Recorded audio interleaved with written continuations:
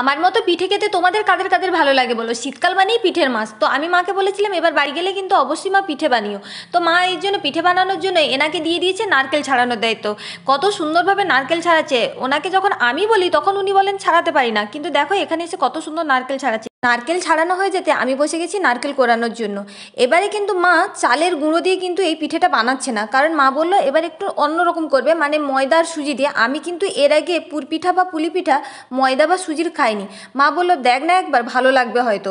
তো আমি বললাম ঠিক আছে ট্রাই করো, নতুন জিনিস খেতে কারই না ভালো লাগে। তোমরা তো দেখতেই পাচ্ছ মা কিভাবে কিভাবে তৈরি করছে, মানে প্রথমে সব কিছু একটু ভালো করে ভেজে নিয়েছে, তারপর জল গরম করে ওই জলটাই ওর মধ্যে মিশিয়ে দিল। তো এটা আমি আগেও দেখেছি এরকম প্রসেসে কিন্তু হয়েছে চালের গুঁড়ো দিয়ে। তো এবারে দেখি নতুন কিছু তো ট্রাই করতে সবারই ভালো লাগে।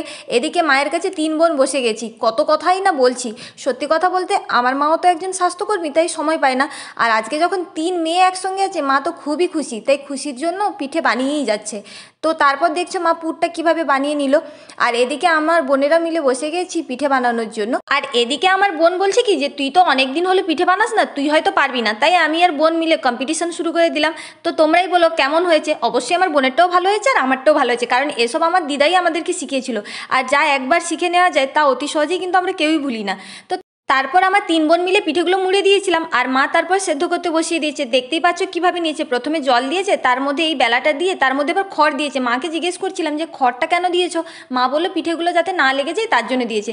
তারপর কিছুক্ষণের জন্য ঢাকনা দিয়ে দিল, তারপর হয়ে গেছে। আর দেখতেই পাচ্ছ আমার ব্লগটা শুরু হয়েছে বিকেল থেকে, বিকেল বলবো না দুপুর থেকে, কিন্তু দেখো এখন সন্ধ্যা হয়ে গেছে। তো এবার পিঠেগুলো রেডি হয়ে গেছে। এটা খেয়ে যেটা বুঝলাম চালের গুঁড়ো পিঠেটা এর চেয়ে বেশি খেতে ভালো। তো যাই হোক, এই ব্লগটা কেমন লাগলো বলো।